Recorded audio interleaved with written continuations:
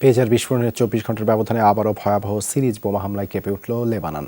একযোগে দেশটির বিভিন্ন জায়গায় বিস্ফোরিত হয়েছে ওয়াকি টকি, রেডিও, ল্যাপটপ, গাড়ি ছাড়াও ওয়্যারলেস ডিভাইস। নতুন হামলায় প্রাণ হারিয়েছেন অন্তত 9 জন, আহত প্রায় 500 মানুষ। বুধবার লেবাননের সিডান শহরের একটি মোবাইলের দোকানে হঠাৎ বিস্ফোরণ।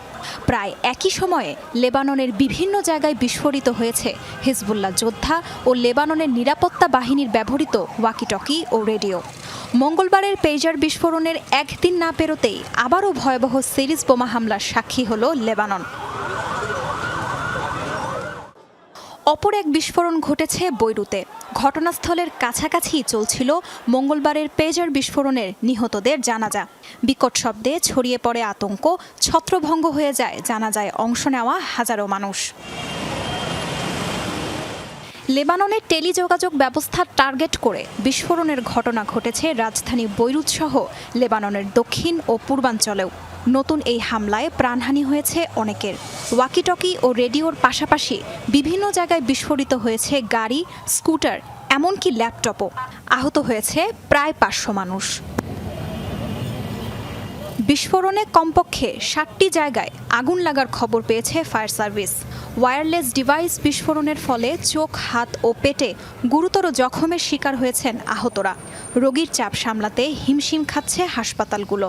হাই অ্যালার্ট জারি করেছে লেবানন রেড ক্রস।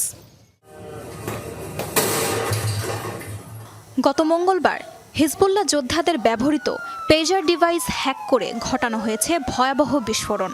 এতে 2 শিশু ও 4 স্বাস্থ্যকর্মী সহ নিহত হয়েছেন 6 জন, আহত হয়েছেন প্রায় 3000 মানুষ। অভিযোগের তীর ইসরায়েলের দিকে থাকলেও কোনো প্রতিক্রিয়া জানায়নি Tel Aviv. Tajrian Sobhan, Jamuna News. দর্শক, এই ঘটনার আরও বিস্তারিত জানাতে লেবানন থেকে যুক্ত হচ্ছেন বাবু সাহা। বাবু, হামলায় বাংলাদেশি কেউ আহত হয়েছেন কিনা, সার্বিক নিরাপত্তা পরিস্থিতি কেমন দেখছেন? দেবাশিস, এই মুহূর্তে লেবাননের স্থানীয় সময় 10:50 পুরো লেবানন জুড়ে এক ধরনের আতঙ্ক বিরাজ করছে এবং যে প্রধান যে সড়ক এবং হোটেল এবং মলগুলো পুরোটাই একবারে জনমানব শূন্য। প্রয়োজন ব্যতীত কোনো জনগণে কিন্তু তারা বের হচ্ছে না। গতকাল এবং আজকের ঘটনায় এখন পর্যন্ত সরকারি হিসাব মতে প্রায় 30 জন প্রাণ হারিয়েছেন এবং প্রায় 3000-এর অধিক তারা আহত হয়েছেন। আজকে ঠিক একই মুহূর্তে কিন্তু বিকালবেলা এই ঘটনা ঘটে এবং ওয়াকিটকির মাধ্যমে বিস্ফোরণের ঘটনা ঘটে এবং সেখানে প্রায় এখন পর্যন্ত 14 জন প্রাণ হারিয়েছেন এবং 450 জন পাবলিক এখন পর্যন্ত আহত হয়েছেন। তবে লেবাননে এখন পর্যন্ত আমরা যতটুকু জানতে পেরেছি বিভিন্ন কমিউনিটির সাথে যোগাযোগ করে, বাংলাদেশে এখন পর্যন্ত কোনো বাংলাদেশি তারা আহত বা নিহত হওয়ার খবর এখন পর্যন্ত পাওয়া যায় নাই। তবে এই কাল থেকে আজকে যে বিস্ফোরণ ঘটেছে এই অভিনব কায়দায়, এটা কিন্তু এই লেবাননবাসী প্রথম তারা দেখতে পেয়েছে এবং এই ঘটনায় তাদের মধ্যে এক ধরনের আতঙ্ক বিরাজ করছে।